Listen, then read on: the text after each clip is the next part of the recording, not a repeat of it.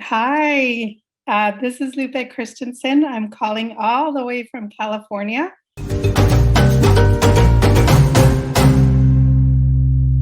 Hello, everybody, and welcome back to the Herstory TV and the Herstory podcast. This is Gertrude Macha here in beautiful Wellington, New Zealand. And today I am graced with the presence of yet another fascinating lady coming to us all the way from the United States. Welcome, welcome, welcome to our tribe. Tell everybody your full name, where you're based, how old you are, and share your story with us today. Hi, this is Lupe Christensen. I'm calling all the way from California. It's great to see you, Gertrude. Thank you for having me. It's a pleasure to be here, and it's a pleasure to be part of this group. Amazing, amazing tribe that you have built. So I'm based in California. I am 53 years old, and just so you know, I hardly share my real age. So I always take off a few years. However, I am 53. So my story actually begins with my courageous mother. So the setting is in Mexico, and it's 1970s.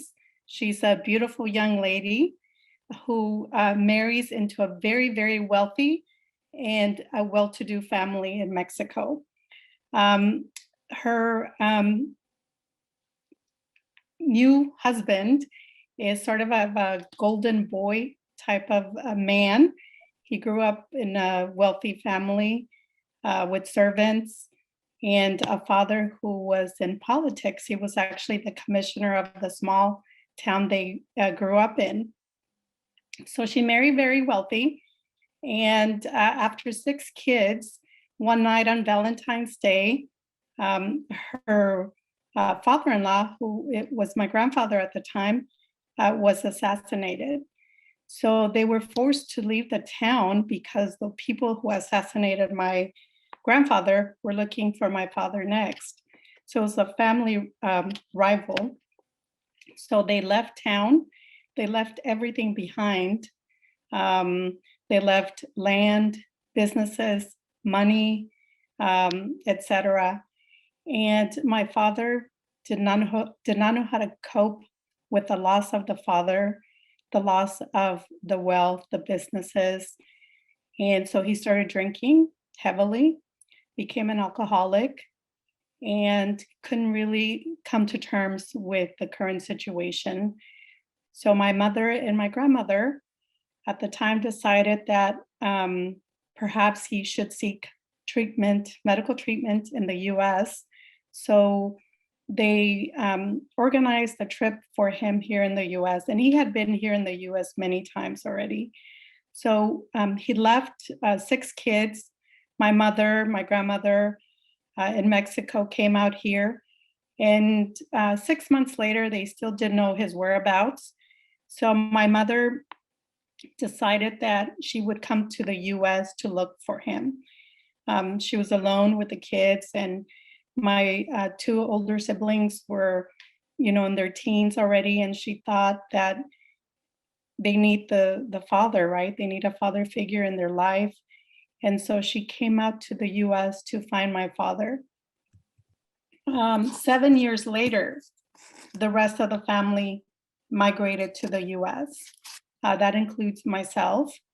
I came to the US when I was maybe 8 or 9. I can't remember that far back, but around that time. When I first came to America, I found our little home in the Central Valley to be just a beautiful paradise, very green, luscious, lots of flowers. I was introduced to fabulous food like peanut butter, Wonder Bread, which was my favorite. And I was then enrolled in school. I didn't know how to speak English and didn't understand, my environment, the culture, really didn't understand a lot of it. Everything was new to me. So we were enrolled in school, and everybody was different than me. Now I have my hair a little light, but back then it was a little darker. And I felt like I was the only Latina in my classroom. My teacher had an assistant teacher who spoke Spanish. And so she used to translate everything the teacher said to me. And I asked her my first day when I was in school, I asked her, what did my teacher say? I was just in love with my teacher. She's an older lady, beautiful Caucasian lady with, gray hair, a bun, very nice looking, very clean and tidy. And so I asked her, what did she say about me? And she said, well, she is glad you're here. She likes that you're clean, even though you don't know how to speak English.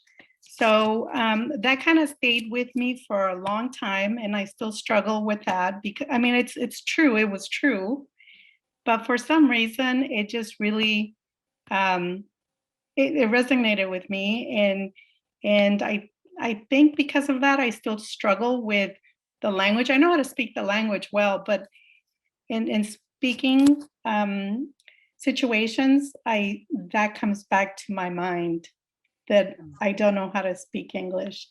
So anyway, going back to school, my parents picked us up one day, and they had already packed everything from this little paradise that I came to know, my first home in the US.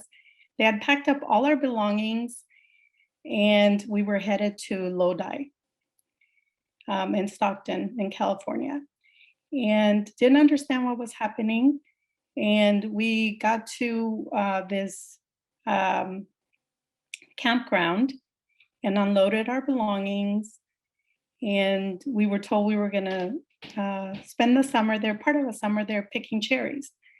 So we started picking cherries. We were there maybe 2 weeks, 3 weeks in Stockton and Lodi, and started early mornings, probably 4 a.m., got up early. And this was early May.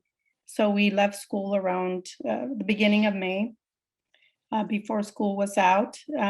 So found myself in the wet, cold fields early in the morning, carrying, 12-foot ladders made out of wood, very heavy, and climbing up and down, picking cherries.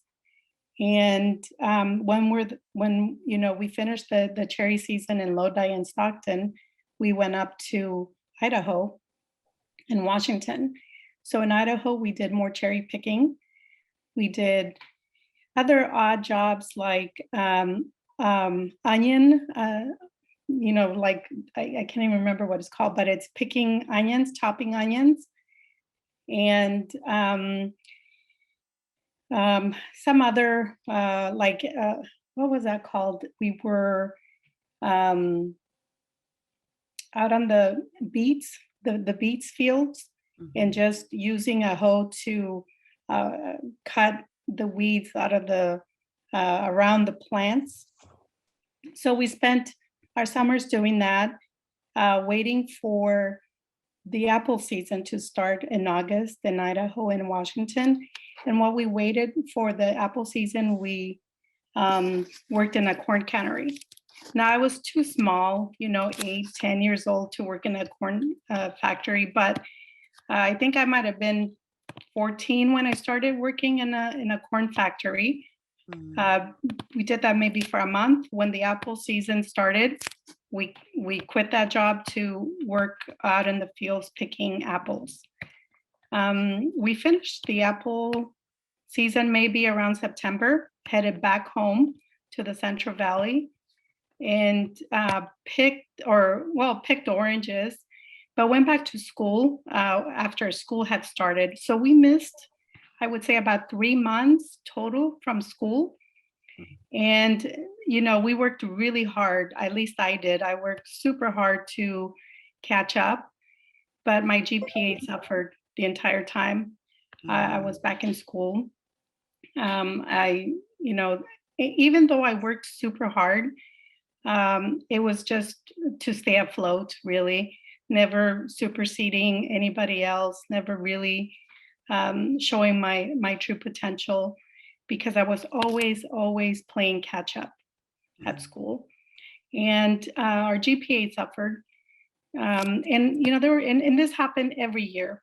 May, I dreaded May because I knew we were going to get pulled out of school. And I loved school, by the way. I mean, that was a place where I socialized, I had friends, teachers really liked me. I was a good kid. I wanted to learn. I had many dreams. I wanted to one day live in New York, have my own place, work in a corporate environment. That was my dream. And but I struggled throughout school. I wanted to quit many times, but I kept going. And even though I had to work extra hard, right, to learn the language, my first word was blue. I think my brother and my sister, there were, well, all of my siblings were ahead of me with the English language. And I think it's because of the first comments I heard from that teacher. But they, their first day, I think they learned like maybe 5 words in English, and I learned one, blue. So again, I struggled through school, and so did my siblings. We all graduated, thank God. We all graduated. Shortly after I graduated, I went to a community college. I enrolled. It's a 2-year program. I remember meeting with my counselor, and he said, "Yeah, a certificate would be good for you, maybe in the administrative side, so you can be like an administrative assistant, a secretary, that type of a certificate." And I was surprised because I really wanted him to say, "Hey, you can be a doctor, you can be a lawyer, you can be whatever you want. We can start with the community college and we can move you to a 4-year college." But that's not what I heard. And I believed him. I thought, okay, well, maybe that's all I get to be in life is a secretary. So I started my certificate in a community college. And maybe after a couple of years, I met someone there. I got into an abusive relationship. And I didn't finish my degree or my certificate.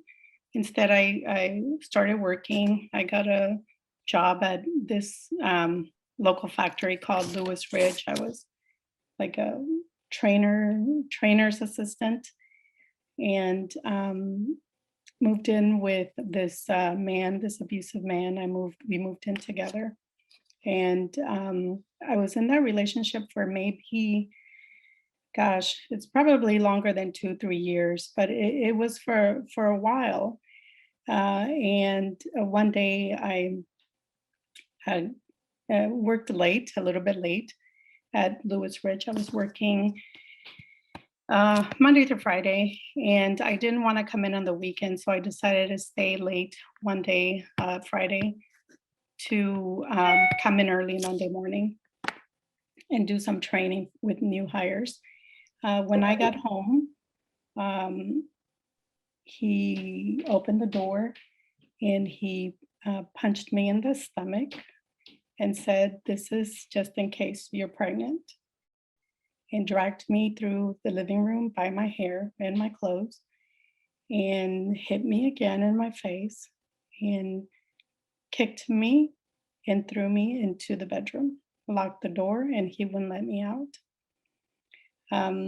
I had blood coming out my nose, my mouth, and my eye was bulging already. About that time, I was in the bedroom, and he wouldn't let me out. So I, I didn't know what to do. I was so young, and I felt like I had no resources or a way out. So I stuck with him, and my parents were so strict, and I didn't want to share what was going on. I kept them in the dark the entire time. So we eventually, I got tired of the beatings, and I called the police, and they gave me advice. They provided me with resources, but again, I stayed with him because of my family. I felt ashamed. I felt embarrassed, and um, I finally decided to leave him, and I went back home to my mom and dad's. He came, and we decided to get back together. Not sure why. And so um, it was working out fine. And one day we started to argue, and he started to chase me.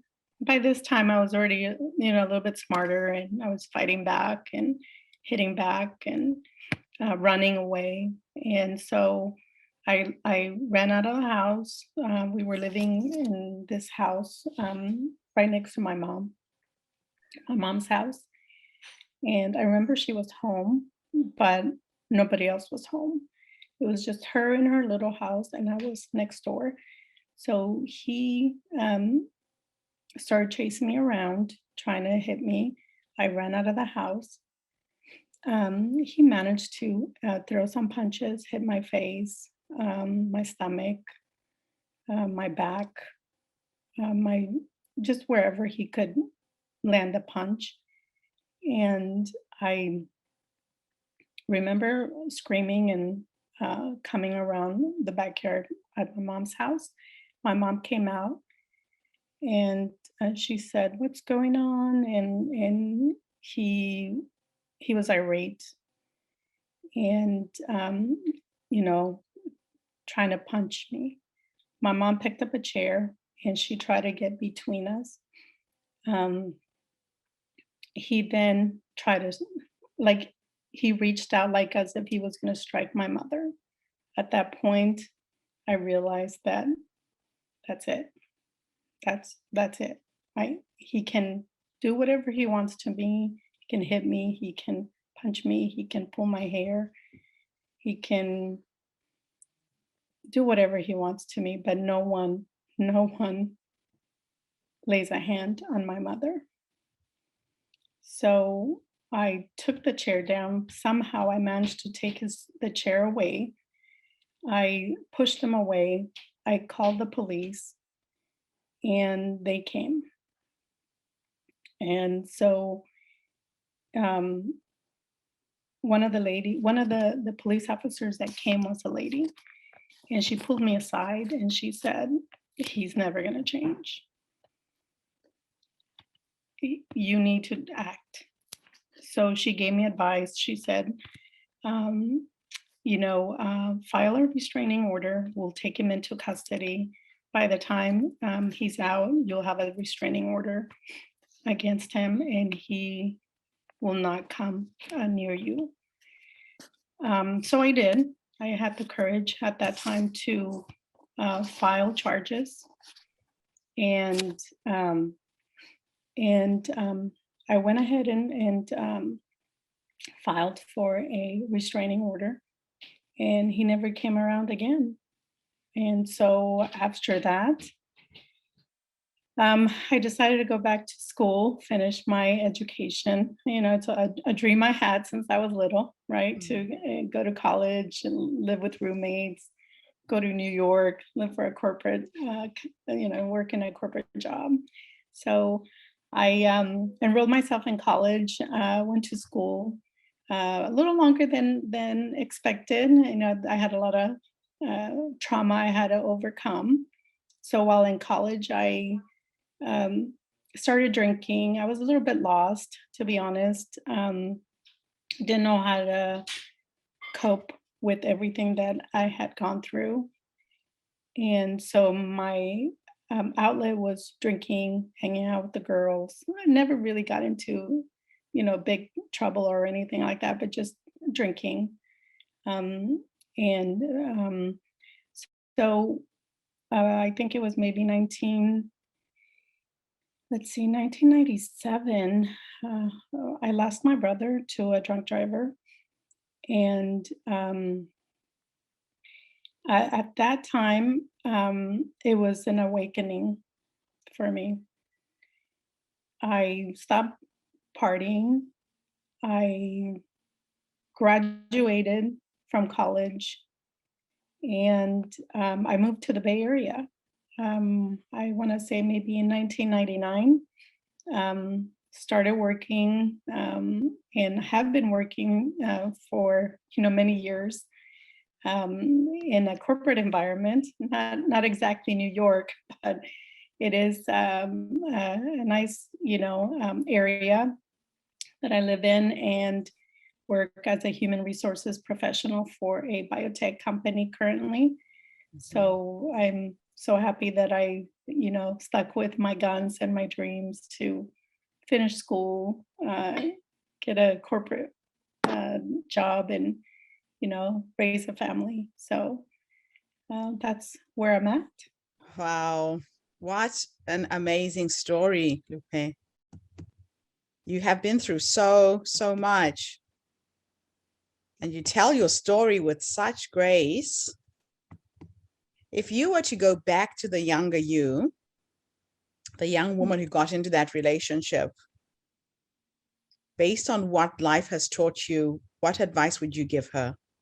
I'm asking this so that if there's another woman online right now who's in a situation like what you were in, your story becomes the light at the end of the tunnel.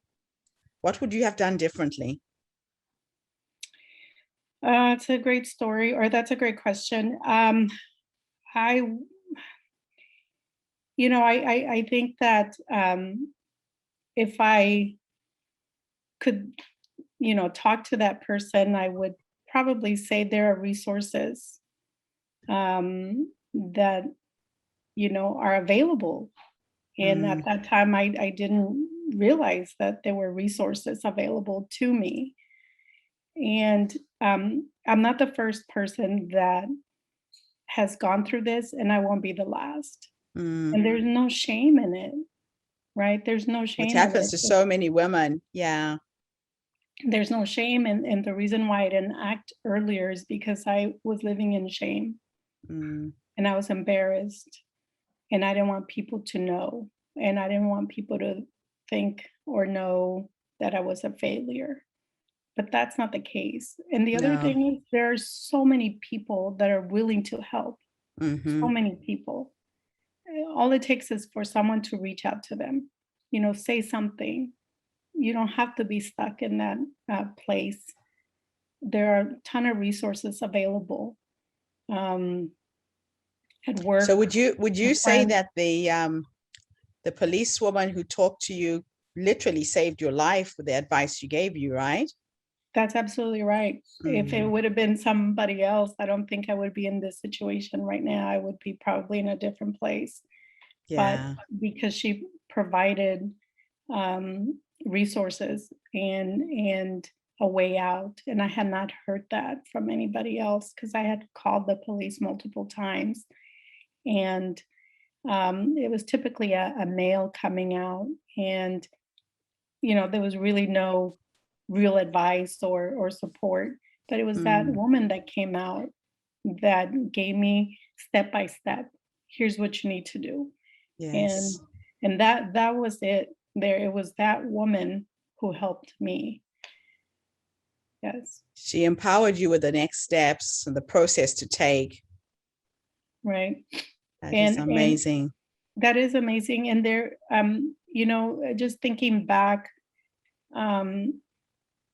what you've put together, this community that you put together, it's so much needed out there in this world. Women need other women. We know what we go through. We know our struggles.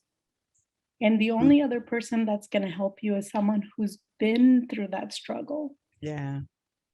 That's so true. And we need more people to come out and tell their story. Everyone has a story, and we get to hear it. We want to hear it. This is how you support each other, through sharing of your stories. Mm. Wow. Well, your story is certainly very sobering this morning. Powerful, powerful, powerful story. I love what you've done with your life. And it definitely is a source of inspiration for anybody who is going through a similar struggle, or even not. Just knowing that you came out on the other side and you've actually done something with your life is commendable. So thank you for coming online today and sharing your story with us. And thank you to everybody who tuned in and listened. The Herstory platform is about women empowering each other through our stories, one story at a time, one woman at a time. So if you have something to share, please go onto our website, send us an email. We'd love to hear from you. Do participate in our upcoming online summit, where you'll get to hear these powerful women again, sharing more stories of where they were and where they are now. So this is Gertrude Macha here in Wellington.